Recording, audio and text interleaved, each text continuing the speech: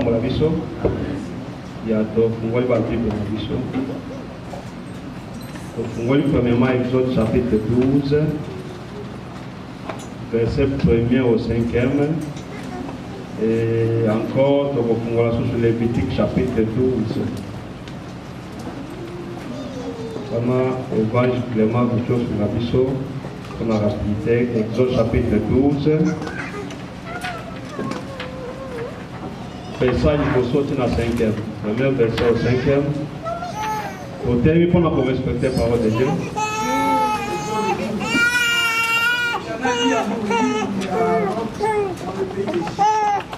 Ce mois-ci sera pour vous le premier du mois. Ce sera pour vous le premier du mois de l'année.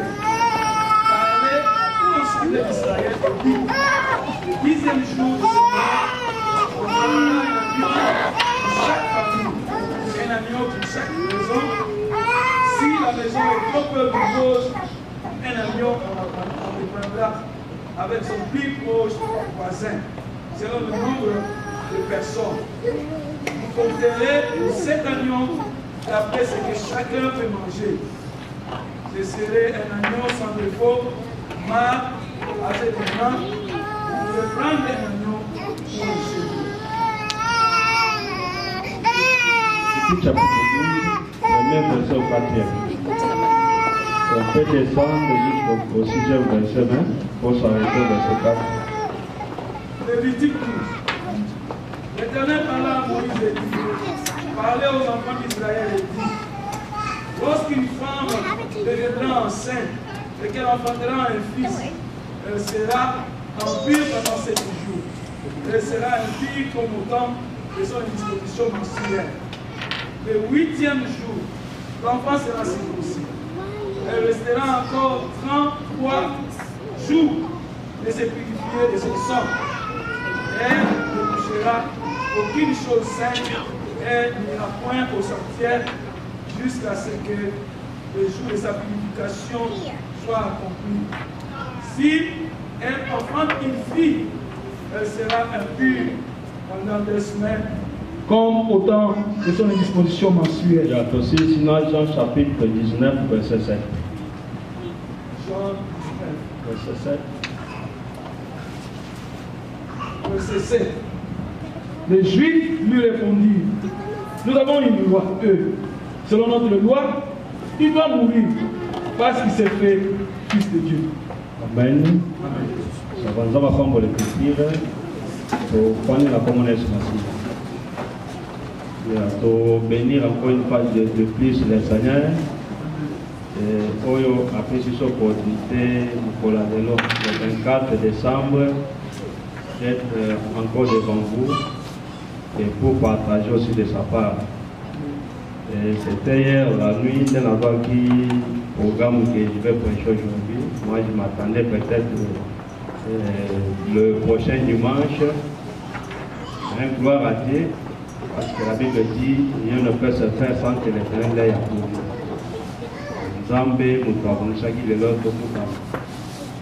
et on a préféré que tout le temps, il y a marche, il y a des poissons, je vais commencer à expliquer sur les chiffres. Si un autre serviteur arrive, si je rentre encore, si les serviteurs seront touchés et parler aussi sur les chiffres, c'est ce que Dieu m'a dit de parler sur ça. Je vais commencer avec les chiffres 0, 10, les chiffres sous 300. Tant ça va nous permettre qu'on puisse partager la vie.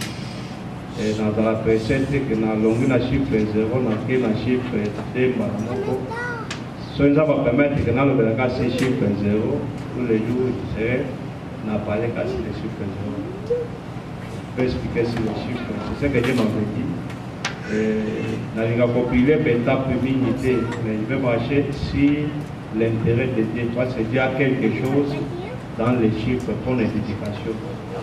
C'est que l'apôtre a travaillé, l'évangéliste a travaillé, le pasteur a travaillé. On a fait qu'on a marqué quelque chose dans la Christ. C'est là qu'on a fait une bénédiction pour moi. Quand on a fait une détention, on a fait un découpé, ensemble là.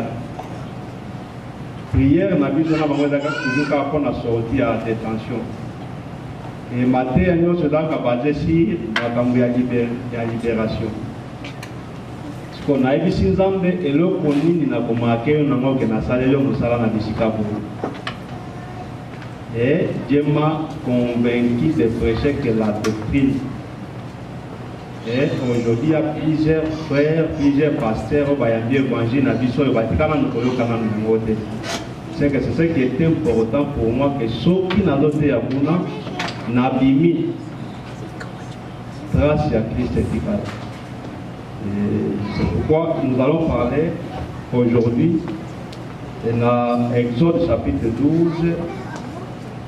Il y a un qui fait sous le petit chapitre 12 sous. Nous allons un peu parler là-bas. Si Dieu permet, nous allons toucher aussi concernant les fêtes. Et c'est par là que je vais expliquer encore si nous collons le 25, si Dieu le permet de les toucher. Vraiment, Nzambe apprendre le critique. Je crois la fois passée, on parlait sur les ministères et ce n'est pas encore terminé. Et dans tous les messages que nous allons parler, je crois qu'il y aura toujours continuité à penser dans face l'objectif.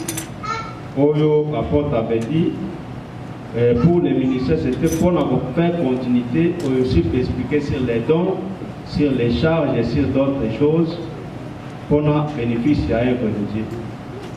Et je crois que le verra ici les ministères comme étant Christ et Jésus dans les corps des hommes.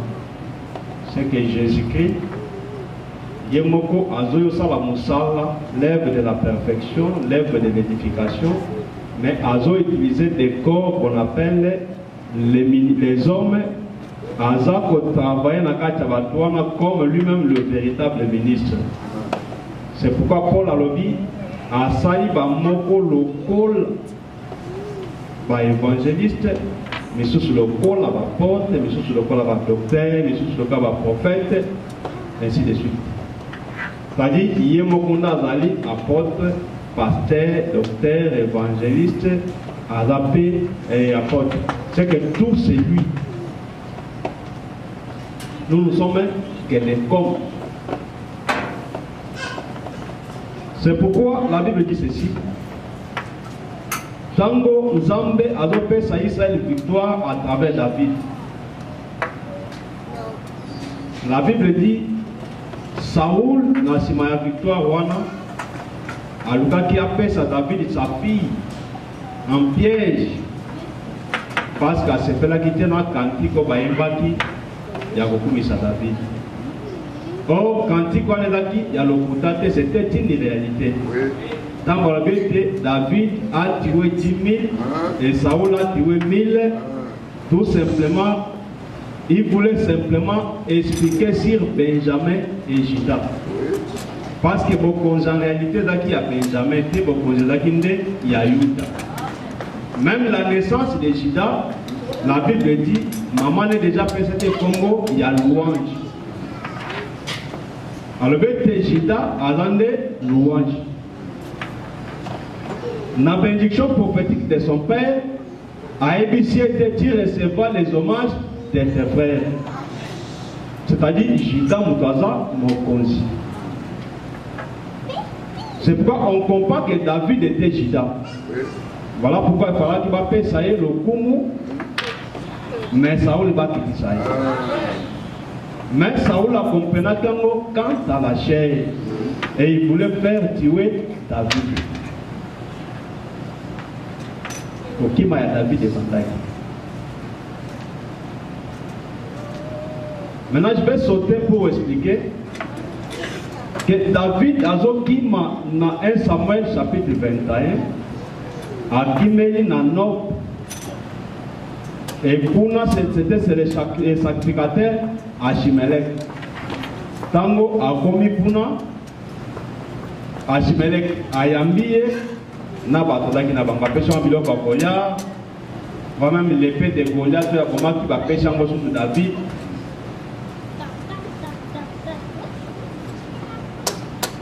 David tango azokende Achimelech a servi. Nasima Saoul aya kana batunaye babomi Achimelech avec sa famille.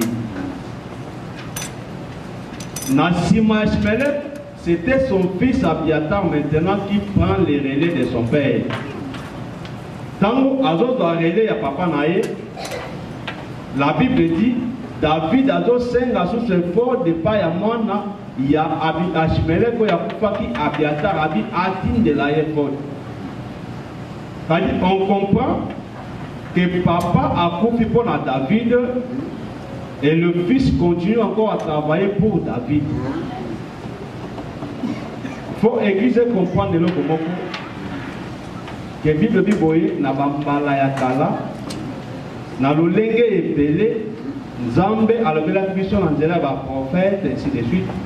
Mais Nathan Oyo il nous parle dans la bouche de son fils. Amen. Jésus a voulu se contredire.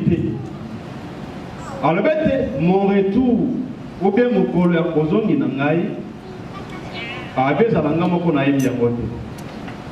On a avec moi, on a bien voté. Ni ange, va bien voté. Ce n'est que le Père. C'est que moi, on a bien mon colère. Na angle moko, nanzoto, de tout monde. Appellation ya fils. Taïtango Yesu, Zambe azo zanzoto ya mutu, mbalamoka bengami mwana. Wana tout dans Isaïe chapitre 9, la verset 6. Tout dans Isaïe chapitre 9, verset 6. Autant qu'il y a une facilité, nous avons pensé la mission de l'autre.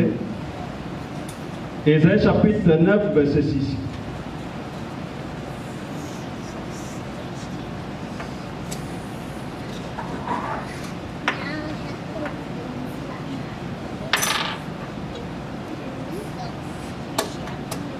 Abiboye.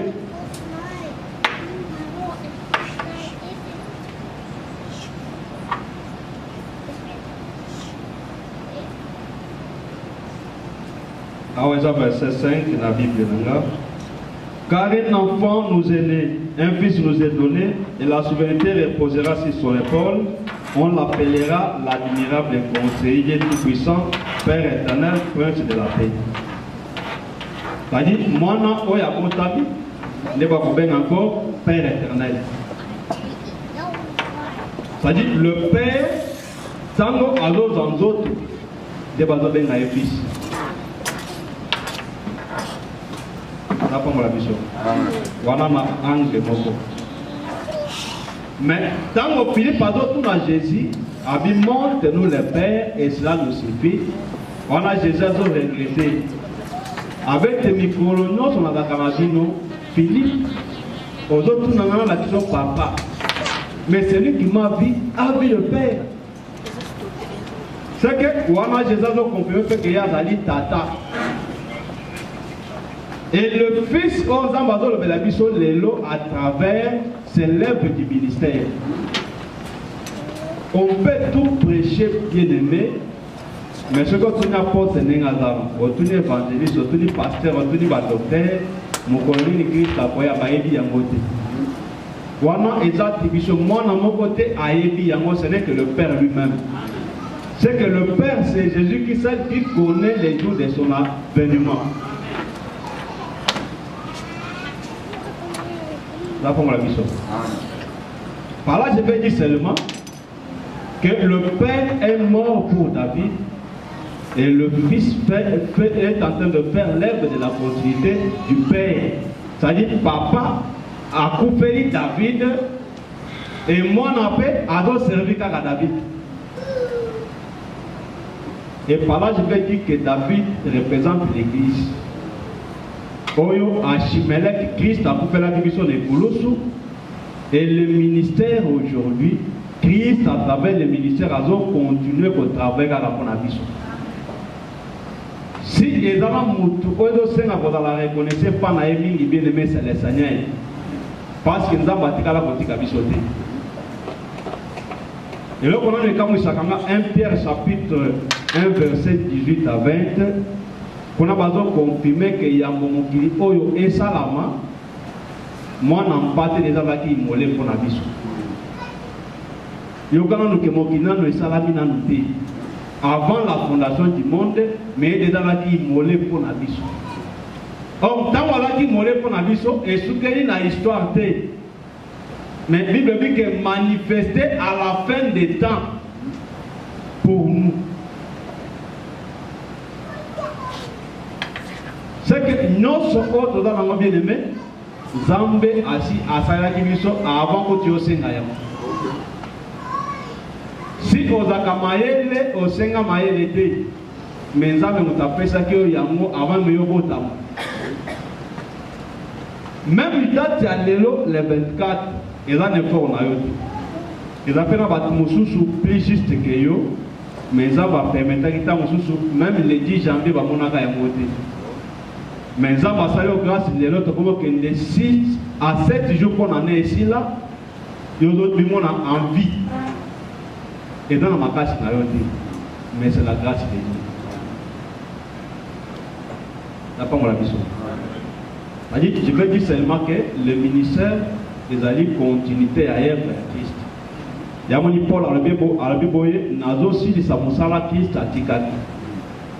Pour passer dans les salles de Moussala Christ à Tikaki, et la terre au ça va douter, et là, pour ça va profiter, et là, pour nous, ça va pas carocater, et là, pour purifier, les prêter, et là, aussi, sa maladie, il y a aveuglement ou bien la maladie de sous-souté.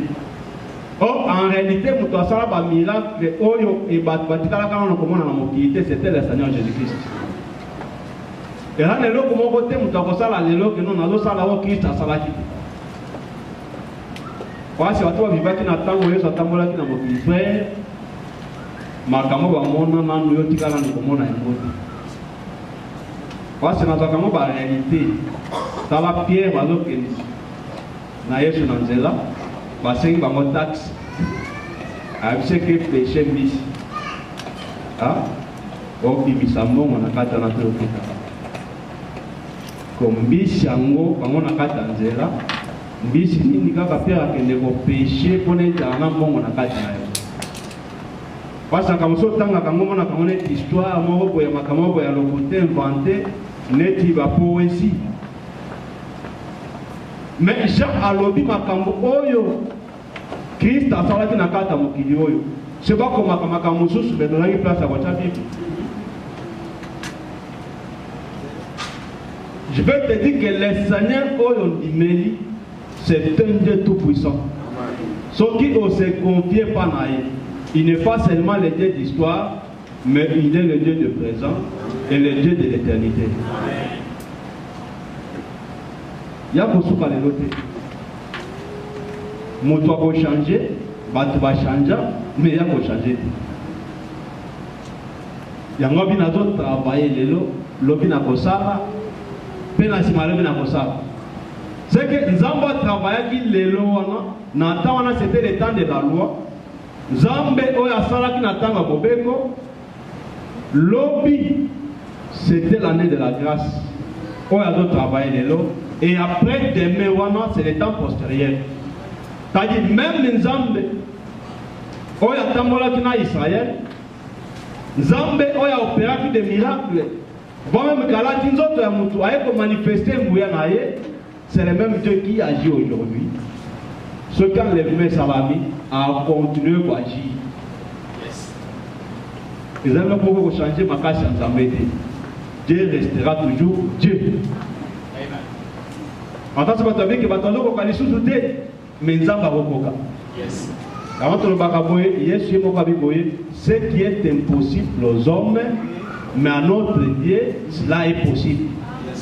C'est que ça a une possibilité, mon côté devant lui.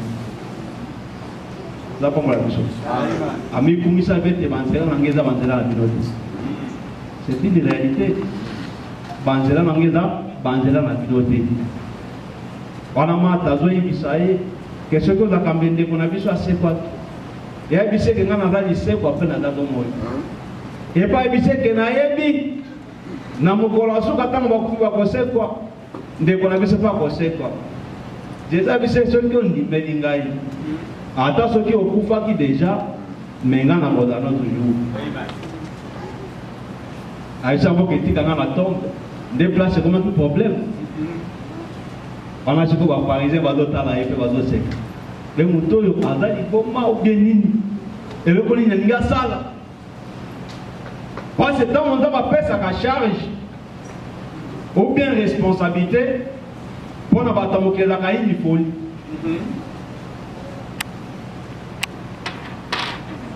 Il m'a dit que vous êtes pharaon armé à Bongo. Net armé à États-Unis, bien à Russie, bien à Chine. Mais Moutoumoko Boye, Baebi Malam, et puis Akima déjà dans la pharaon, comme Moïse. Bande Bone Bakimise dans la Bango. On dit que vous m'avez sonné au moment qui est égyptien, Bamoko Moïse Akima, impéré. Mais ça va bien que nous sommes libérés. Vous n'avez vu, mais vous n'avez pas vu. Pharaon va très bien. Et puis, nous avons vu que nous avons ni ne pouvons que nous avons peuple. Discussion entre Moïse avec Dieu. Même si dans le discours, il y a Gédéon en Zambé, comment on appelle que Gédéon est impossible. Zambé a ça la possibilité d'alité. Mais Dieu cherche là où il y a l'impossibilité pour nous marquer sa grandeur. Parce qu'il a dit que mes chemins, Abi Banzela Nangeza, Banzela Mabinote. C'est que Azol Kesika Yokosuka, Yesiko Yasa. Moïse Kakanan Zete, et puis l'ingen de Koya Nasima. Tant qu'on a mon assistance, Moïse Azo Banga Banga. A ebisi Moïse, Ozamani na maboko nde Moïse sikoyo aeko bimisa lingenda naye. Même Jacob Akimi, na mata ko le eloko montre la personne exemple kaka en passant. Tant oiseau qui m'a son frère, Nzamba ebisi sur zonga. C'est que Nzamba le kaba doit problème. Aibika kimaka déjà mutuwana, Nzamba ebisi zonga les sous. Vous savez que Bansaki Jacob, tant que tinda va messager les besoins que vous avez de Bona et que tu vois 400 personnes, il y a des habits. Si vous Jacob attendez, vous avez un kimak. Si vous avez 400, et vous avez un nini. Baboko Jacob a Kaboli Batou, na des parties, na des groupes, na Banyama, Yemokona, il botte en Batika, na Mashima, Maji Bata, la Tini, il bosse, na Dilok Moussou. Bible est déterminé quand ça va être bon que ceux qui n'est attaqué ça met du bosso à perdre des blocs comme ça c'est sauvé dans le mais ce qu'on a dit prière on est dans Mado Senga d'autant on a la Genèse chapitre 32 Genèse chapitre 32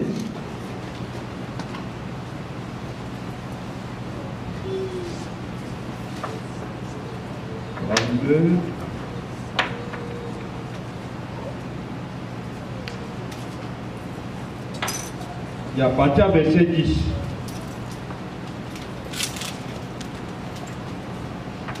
Genèse 32, à partir du 10e verset.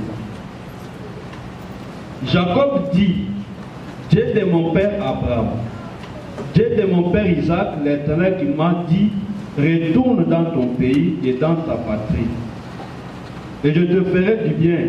Je suis trop petit pour toute la bienveillance et pour toute la fidélité que tu as témoignée à l'égard de ton serviteur. Car j'ai passé ces jours-là avec mon bâton et maintenant je forme deux camps. Délivre-moi, je te prie, de la main de mon frère, de la main d'Ésaü, car j'ai craint qu'il ne vienne, qu'il me frappe ainsi que la mère et les enfants. Et toi, tu m'as dit, je te ferai du bien et je rendrai ta descendance comme le sable de la mer qui est innombrable. C'est là que Jacob passa la nuit et prit de ceux qui étaient venus à sa possession pour faire présent à son frère. Zapa pour la mission. Awa Jacob a donné la tchandambe kobanga nae Parce que Nzambe akangola na loboko ya ndeko na ye Esaü. Pe azo faire souvenir Nzambe ba promesse na ye. Oya bolamu. Prière ezali dialogue li solo o solo na Nzambe. Ozo expliquer des réalités et na kati promesse ko tukozanga te. Parce que dans le logo kanga Nzambe c'est la promesse. Amen. Promesse kanga Nzambe. Et Nzambe azo délivrer malamoko. Mais ce qui a beau y avoir okende, ils ont que Dieu peut faire quelque chose au-delà de ses pensées. Mais Nzambe a donné une intervention tant voilà il a beaucoup Nzambe à visiter. Peut-être venir ici. Amen. Il y a quel que soit année où il y a une difficulté, mais il faut dire que 2018 et qu'on a année à succès. Yes. Et dans la maladie, il va dire que non, année où il est difficile.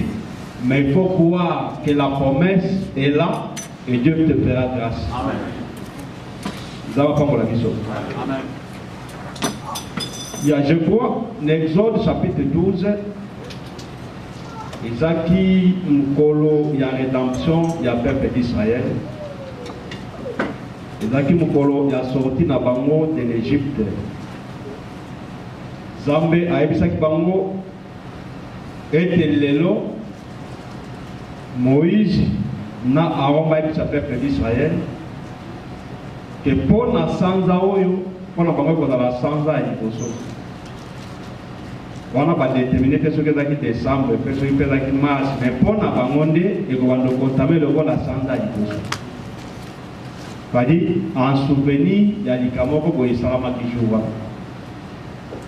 Et donc, quelque chose, où le peuple d'Israël va retirer jamais comme ça en mémoire. Car c'était les jours de leur délivrance, les jours de leur rédemption. Zambé alobete na kati ya libota ya Israël na 10e jour na mabota nyonso bakokanga mwana ya mpate pona baimoleye na 14e jour. Et pendant ces 4 jours, il y a temps ya koexaminer mwana mpate wana. Et bakobomaye 14e jour entre les deux soirs. Bakozwaye yambula moko na kata ba meme to na kata bataba. Tango bakoimoleye bakotumbaye bakolaye banda mututi na makolo na ye. Mais bakobuka mukuwa na ye. Avec les pains sans levain, avec les herbes amères, c'est-à-dire Batitia Bololo, et puis Banzete na Maboko na Bango, Basenti na Loketo na Bango, et aussi des sandales à leurs pieds. Et puis Bakolia Mwana Mpatiwana à la hâte, Bazolia Yembangu Bangu. Ndemukolo Bakobi. Et Zamba Ebisi Moïse que date wana, et kotika la kopangu sama na mémoire ya bana na bango te na ba génération na bango nyonso parce que mukolo wana ndezali mukolo ya Pâques de l'Éternel leur Dieu mukolo ya délivrance pe ya libération na bango en kati na terre de l'Égypte. C'est que na ba génération nyonso ba bando célébrer la Pâques. Chikoyo dans le Nombre chapitre 9, la Bible dit ceci. Dans la célébration de la Pâque en Israël, Nzambe a dit Moïse malamu que soki mutumoko asesuyaki ou bien libota moko basesuyaki bako participer na Pâque wana te. Yango, dans Nombre chapitre 9, la Bible dit ceci. Et là, il a dit que c'est celui qui faut les bébés. On va les bébés dans le Mokoya Park. Et bébé Randa qui va impie. Et moi, je sais que Moïse a consulté Zambé. Zambé a évidé Moïse que Bango va aux opportunités dans le second mois. Dans le mois de Bolanda, ne pas qu'il n'y a pas de Sanzawan. Parce que mon béco est empêché qu'il va participer dans le parc parce que c'est pays. Et Moïse a reçu ça de l'autre côté, ce qui a orienté. Quand il jour, nous avons vu si Moïse était peuple, il s'est fait ça pour la construction du tabernacle. Peuple a tout fait ça. Si Moïse qui est venu l'équipe pour Moïse n'est pas séparé là. Mais Moïse a question consulté Zambé a essayé à arrêter, à faire arrêter parce que l'homme a déjà écouté. C'est qu'au-delà de penser en Zambé, il faut se limiter à la limite en Zambé. Il y a un Corinthiens chapitre 11, verset 23. Paul a dit, voyez, ce que je vous enseigne, c'est ce que j'ai reçu du Seigneur. C'est que l'évangile que nous avons, ce n'est pas notre évangile, mais c'est l'évangile de Jésus-Christ. Nous sommes représentés devant vous comme étant l'épouse de Jésus-Christ. Il fait à la malobaya mobali nabino. C'est pourquoi Jean-Baptiste a dit, voyez, Abi moninga ya mobali ya nakakolo mwasite. Mais au contraire, à ce pelaka pena malobaya mobali pour la mwasinaï. C'est que ta mobali a dit que c'est que bisa mwasinanga boye, moninga pas au se pelaka que bisaï. Na que bisaï, mais moi ça va y aider. Là pas la mission. Voilà pourquoi nous, comme étant les amis de l'époux, l'église a d'amwasina bisoté. Mais l'église est l'épouse de Jésus-Christ.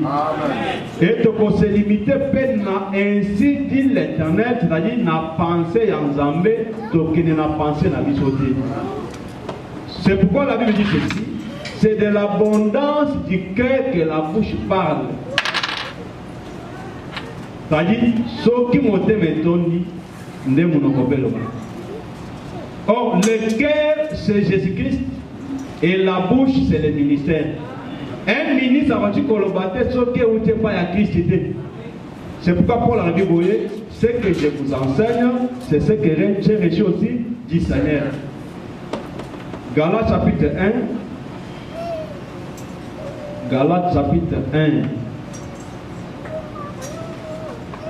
Galates chapitre 1, après Corinthiens.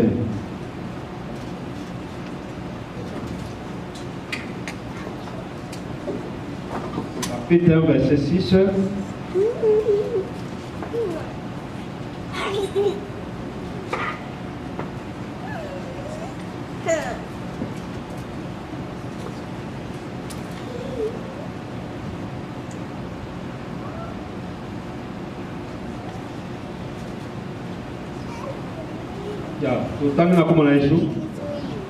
Je m'étonne que vous vous détournez si vite de celui qui vous a appelé par la grâce de Jésus-Christ pour passer à un autre évangile. Non pas qu'il y en ait un autre, mais il y a des gens qui vous troublent et veulent pervertir l'évangile de Christ. Mais si nous-mêmes, ou si un ange ciel vous annonce un autre évangile différent de celui qui nous avons annoncé, qu'il soit anathème. Là, pas la mission. Alors, pour la zone de la respect, il y a l'évangile de Christ. Parce qu'il savait que dans le Mikolo Yasuka, Maté a reçu ce boya pour la faire du sabbat. Pour la Maté a la mission. Là, pas la mission. Il y a un comment la journée à l'élo. Parce que Bélé, semaine de Kioyo, avant de nous voter. Mais à ça, il faut nous pas décorer d'Akunaï. À Baby Simon, on a fait son chapeau, on soit disant à Père Noël. Mais ce qui côté na kati na Bible mobimba oluki kombo ya Noël les alités. Là je vais expliquer dans la connaissance kombo ya Noël na kati ya Bible les alités. Totangi Jérémie, avant d'expliquer qu'on a pris la possibilité, ça passe le temps, je vais faire conclusion seulement. Si Dieu voulant, peut-être dimanche prochain, nous allons parler. Il peut être ensemble dans les sous-sous. Totangi Jérémie, chapitre 52. Jérémie, chapitre 52, verset 25.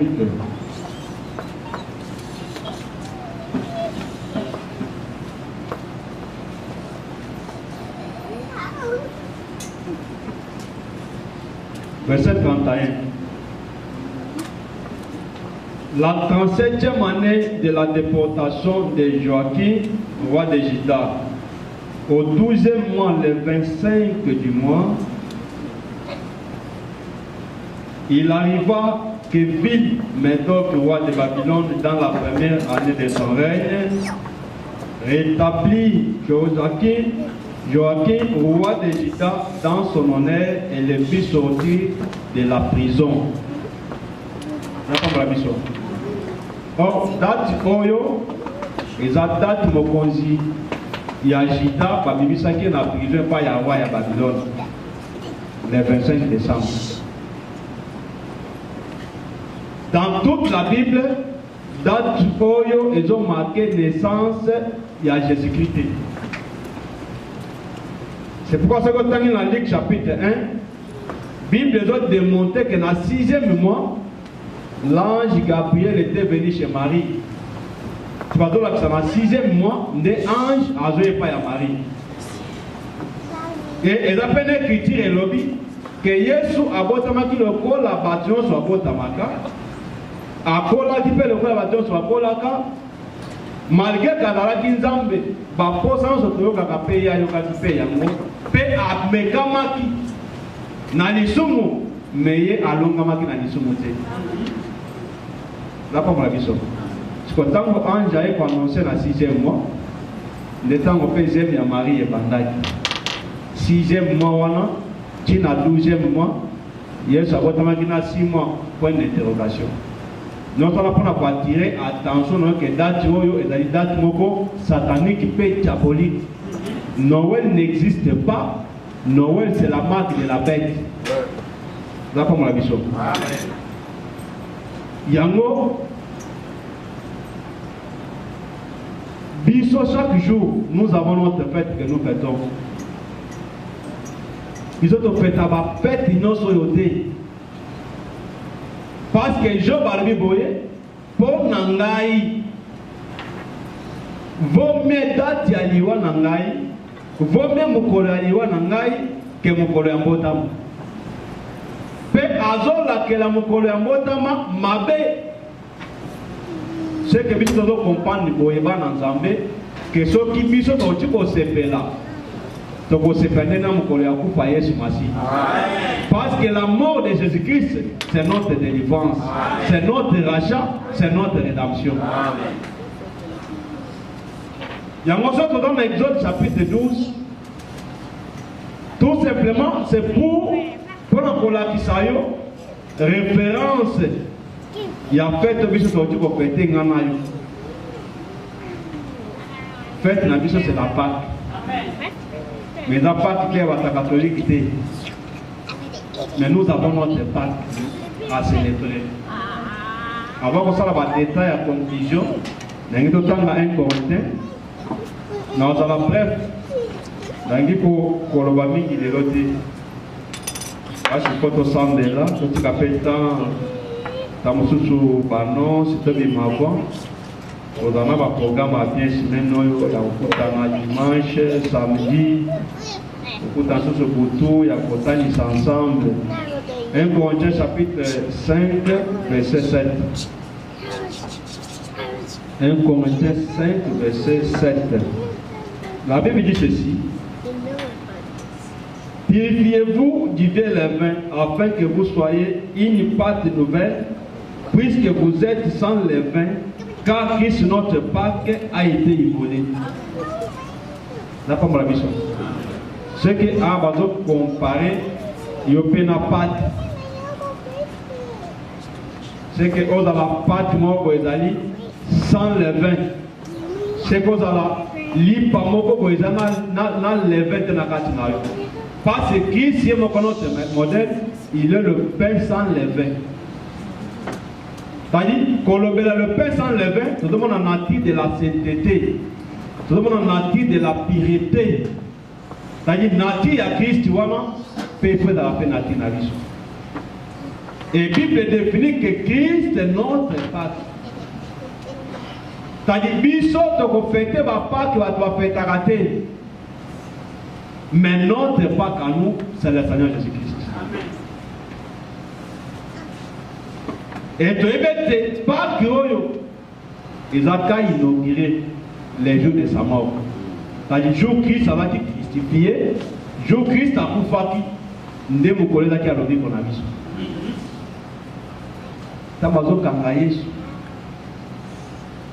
La Bible dit ceci.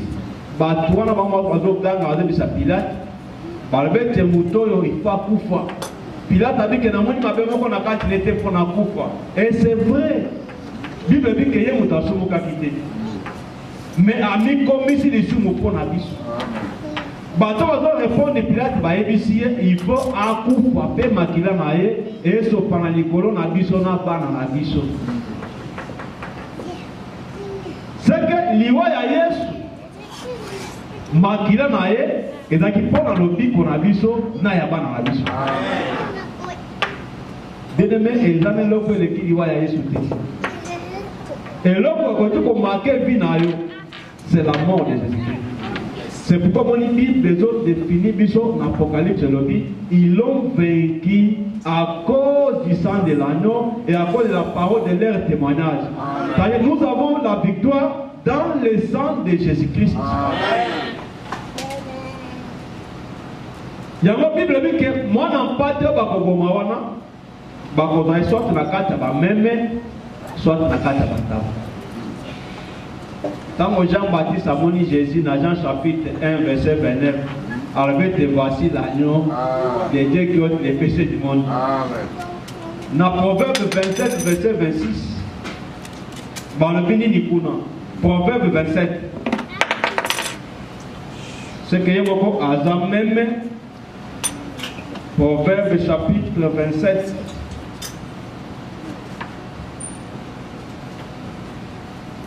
Il y a Proverbe 27, verset 26 à 27. La Bible dit ceci. Les agneaux sont pour te vêtir et les boucs pour payer les champs.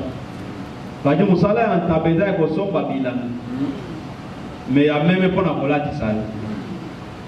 C'est pas la mission. Même tant que nous avons condamné na simali sumune na deni. C'est-à-dire aboma zambala qui savon. C'est-à-dire tant que Yesu a coupi et la manzambala qui c'est la justice. C'est-à-dire que c'est Yesu a coupi afin que Yesu doit la justifier. Parce qu'on ne peut pas parler de la justification sauf qui Moutmousou a mis personne qui place na yote. Ceux qui basambeli yote, ou ceux qui osamba qui ont côté au long, bakolobate koza justifié. Mais tala nanzela ya banyama, ezaki ceux qui mutasumuki, wena lobo kolote ni kolwa nyama. Nyama zu place na yo bala moko justifié. Mais la Bible dit l'agneau de Dieu qui ôte les péchés. Mais on a abandonné pas seulement masumu ezali mais nyama wana makila nae et kuvika kalikolo ya masumu nayo. Mais Jésus-Christ l'agneau de Dieu, il est makila nae et ko pangusa. Même ceux qui ont mutamasumu batomoki bazobosa na yamote mais ceux qui makila ya Yesu et pangusi lisumu nayo bien-aimé. Pourquoi? Parce que l'œuvre du sang de Jésus-Christ, c'est pour effacer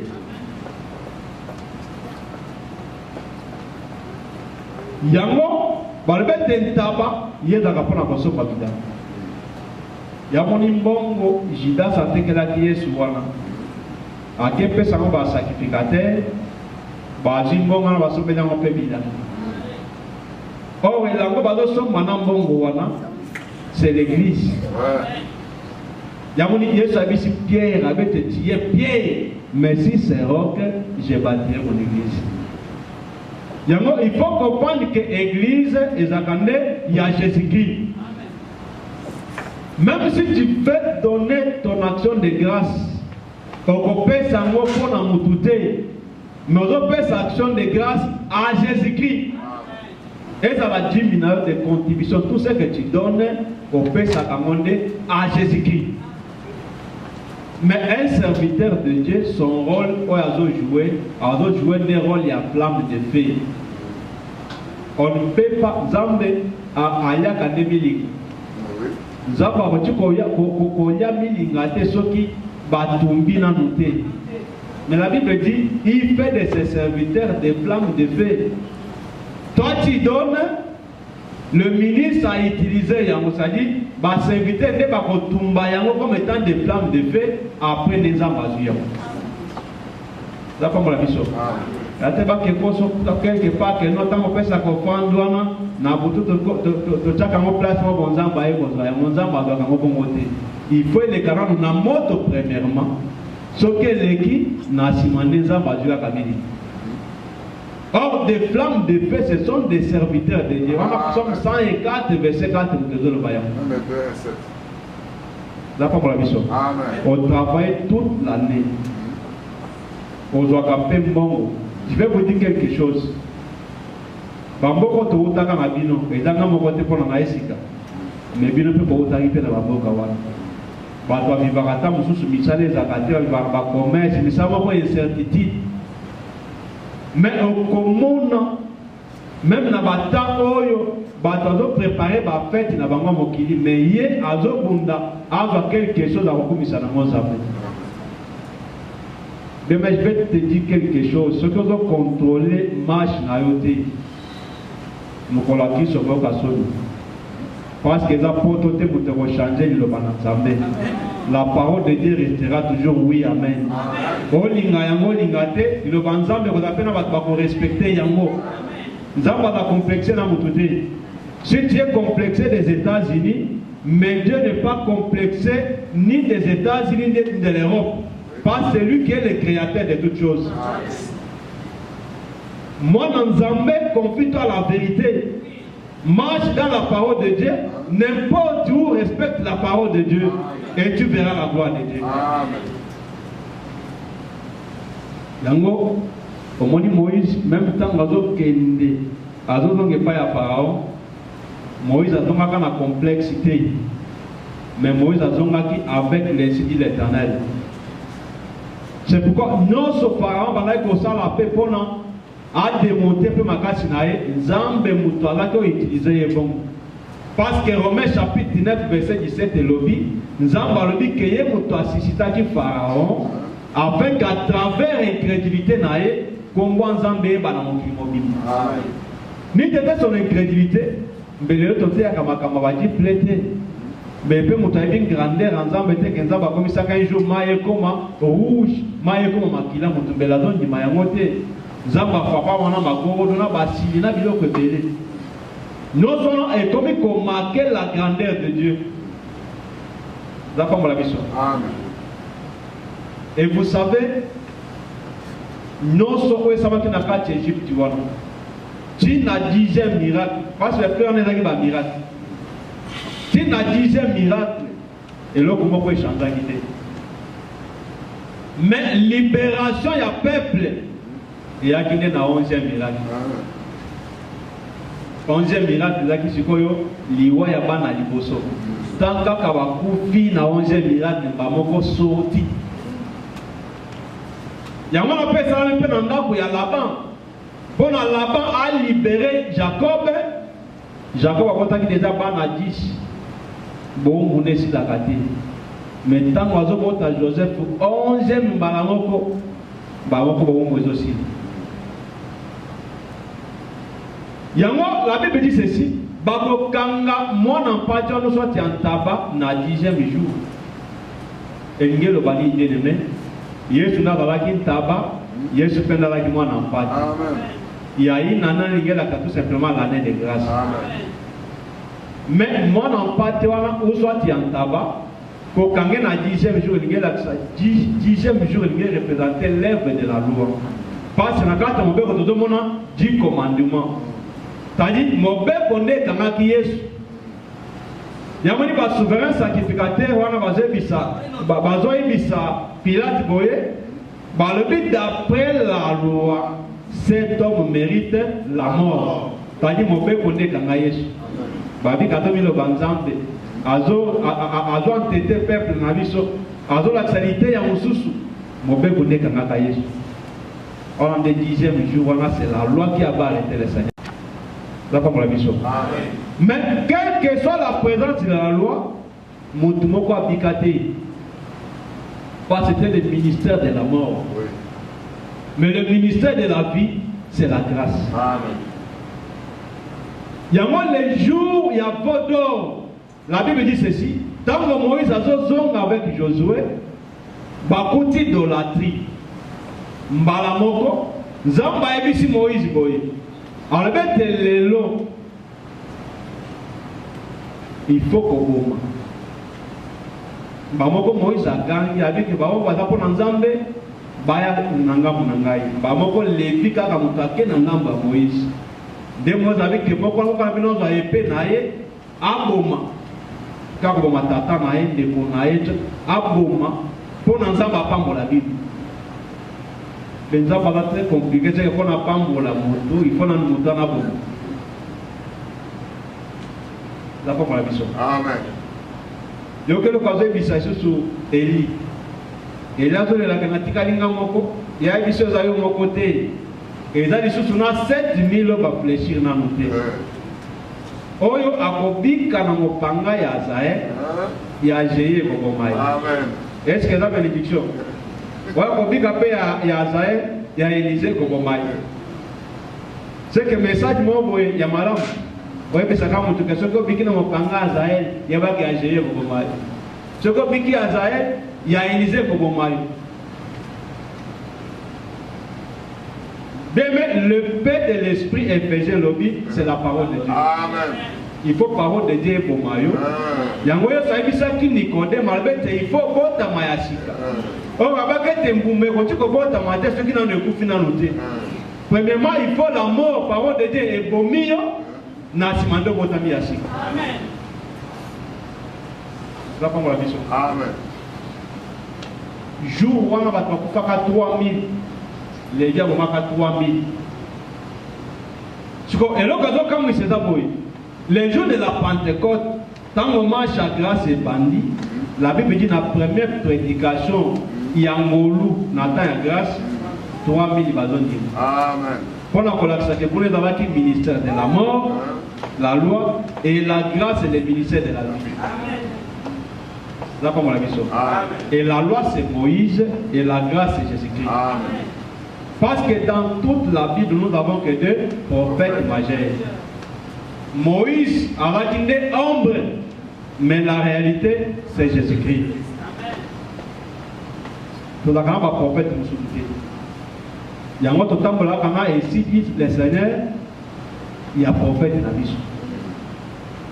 Tant Oyo Isaïe Jésus, pas passer dans la vie de Boye, ceux qui va prophète basé belé.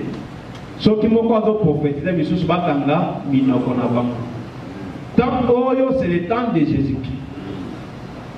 Tant Oyo, c'est le pape, n'a matin, le côté de la Noëlité. Mais tant Oyo, c'est le temps de Jésus-Christ. Et la parole de Jésus-Christ, c'est la sainte doctrine, c'est l'évangile éternel. C'est-à-dire la parole, que vous avez mélangé, que vous avez taché, ni rien de semblable. C'est-à-dire l'agneau sans défaut.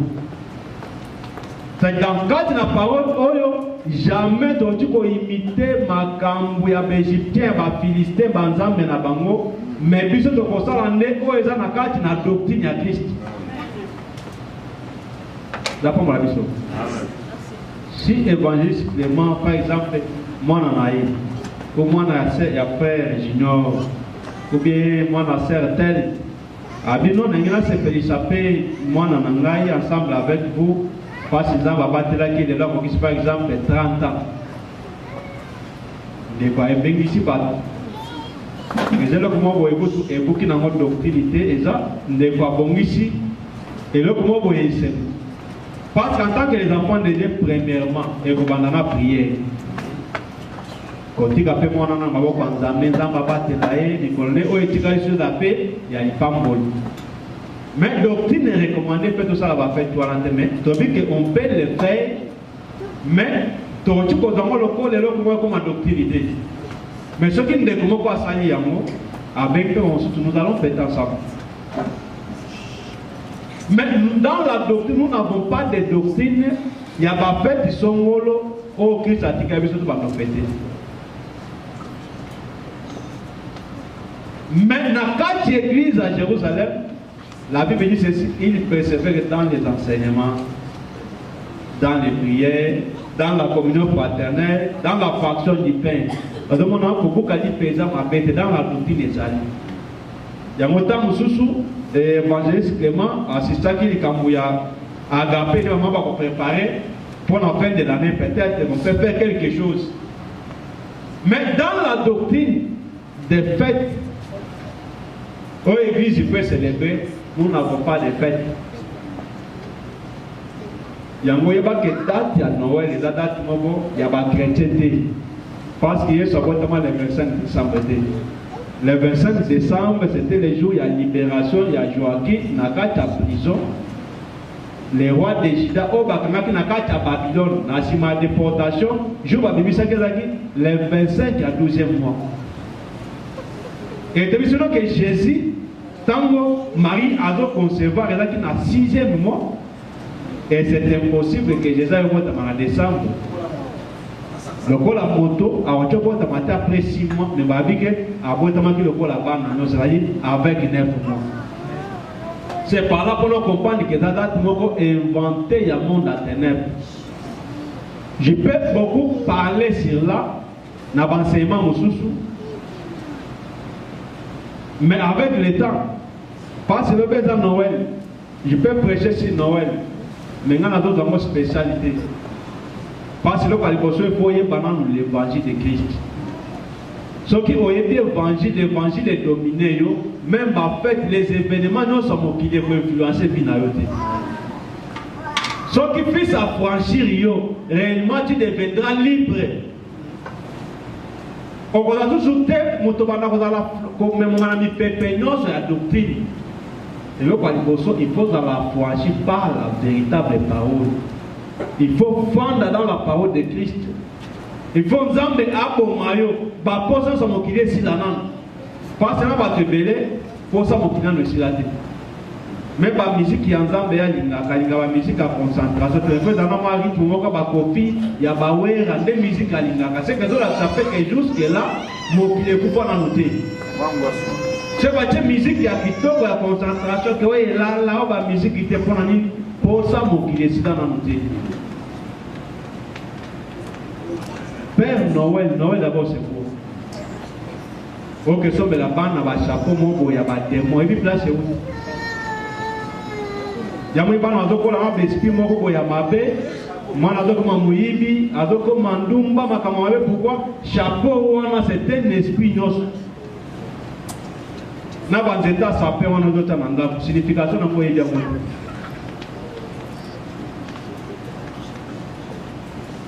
Il faut tout marcher dans la doctrine. Galates chapitre 1, d'autant la vie. Ata ange à Nicolo, Paul a dit Ata Namoko Paul. Ce qui n'a éliminé notre doctrine, Moussous, en dehors, il y a Oyo, Nazara Matem. Vous avez la biso. Pendant que sur le nom de Kolanga, il y a grand frère qui chasse à jour, on a expliqué ma Kamugaka, il y a côté, mais il va faire Oyo. Il y a une église na bango ba bisa bango que non fait toi les dans le côté to ka ça ka mbota ma ya Yesu. Mais je te dis que pour na biso si to biki sami et da pour na mbota ma ya Yesu te. Mais to biki sami te pour na liwa ya Yesu masi. liwa ya Yesu nde pesi biso lobiko na nzela ya makila na ye. Ça comme la biso. Yango to bi bien aimé. 11e miracle, c'est la grâce. 11e miracle, c'est Jésus-Christ. Si tu crois en Jésus-Christ, il n'y a pas que vous avez libéré. Ce qui ont dit, quel que soit les démons, si on dit, 11e miracle, on va parce que le bête est Azali, le maître du sabbat. C'est-à-dire, le sabbat, c'est le repos. C'est-à-dire, Mouton, quand même, ce qui a continué à Kati à Yesu, ou Azali, repos, il y a solo. Boumou, na Yesu. C'est comme la mission. Il fallait qu'Agneau ait à l'examiner pendant 4 jours. Il y a ça fait que l'évangile a dit ça. Pendant Epikissa, il faut aider à la vérifier dans la connaissance, dans la doctrine, dans la prophétie et dans la révélation. Il y a fait 4 jours. Zapangolo. Amakola Mesa, Mine. Il y a un Jacob Mine. Évangile. Il faut être contre les paroles de Dieu, dans la vérifier. La connaissance totale qu'il y a solo. La prophétie il y a solo. La doctrine et la révélation. Parce que cette annonce c'est Jésus-Christ. Jésus-Christ c'est la parole. Parole faite à la vérifier. Ce qu'ils allaient pire de ici. Nous n'avons pas la mission. Pour conclure, je vais dire ceci. Pour conclure, je vais dire ceci. Je vais faire ce qu'on appelle un retard, mais je vais faire 2 minutes seulement pour terminer. Je vais continuer avec ça le dimanche prochain. Parce que ma caméra est là dans mon côté. Parce que Exode 12, c'est toute la Bible. Et pour terminer, nous allons lire, parce que c'est important, Colossiens chapitre 2, versets 16 à 17. Et personne donc nous juge au sujet du manger du bois, ou au sujet du fait ou des sabbats. C'est de l'homme des choses à venir, le corps et en Christ. Amen. Amen. Nous avons la mission. Babi Moutoua Sambi Sabi sauté dans ma commune de la Kolia Pécomel. Elle a fait moi boyer à Sanza Yasika. Elle a la Sabbat. Elle a la Pâques. Moutoua Sambi Sabi sur le sujet, il y a ma fête voilà. Car nous sommes ombre des choses à venir. Mais le corps et la réalité est en Jésus-Christ. C'est pourquoi je vous ai dit que la véritable fête pour nous, c'est le Seigneur Jésus-Christ. Chaque jour, nous fêtons dans le Seigneur. Et la Bible a dit que Jésus-Christ, c'est notre Pâque. Si Jésus a la Pâque na biso, c'est que chaque jour, autre comme ça, il y a Jésus, il a fête na biso. Et même la croix est devant toi. Ni de tes lèvres de la croix, de le fait de sa canagaboïde. Ni de tes lèvres de la croix, mais tu te la canlèvement. Ni de tes lèvres de la croix, mais les autres ont la promesse dans l'amour de l'autre. Si les autres ont pouvoir qu'on baigne un démon, c'est grâce à l'œuvre de la croix. Si les autres au sein de la Kanzambe, Kenzambe, Olobakete, Bokosambe, et pas la maladie, Bakosa la guérir, tout ça c'est grâce à l'œuvre de la croix. Nous devons dans la reconnaissance, na Yesu Masiya, pendant que ça la salaki. Tant que mon mobile a dit Adam, tant que mon ambazo tout n'a que nani mutaibisa que Oliam d'être naibisa que Balamoko Adam zo funda moi sinai. Avec moi sur Pesa Kingai. Bamoko Nzamba ke pa ya moi sin Balamoko malédiction. Mobile mobimbazo ke funda moi sinai. Yami bébé na première Adam de liwezo kota.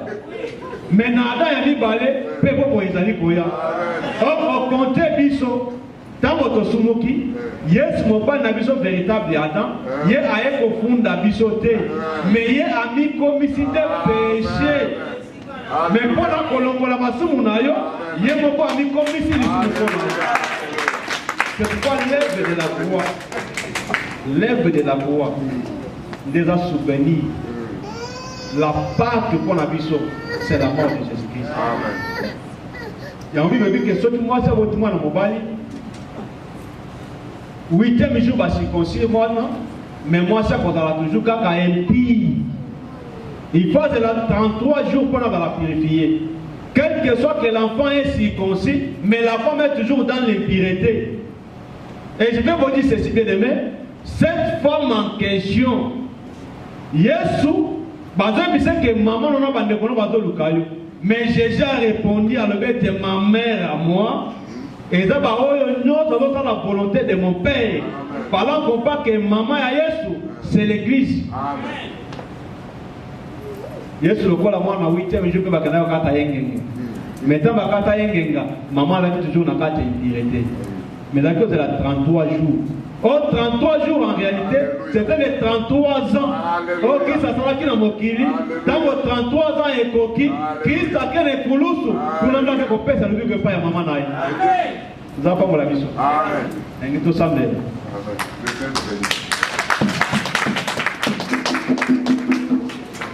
Le thème du Congrès de l'année. La limite au centre de l'ensemble ensemble avec les hommes de Dieu.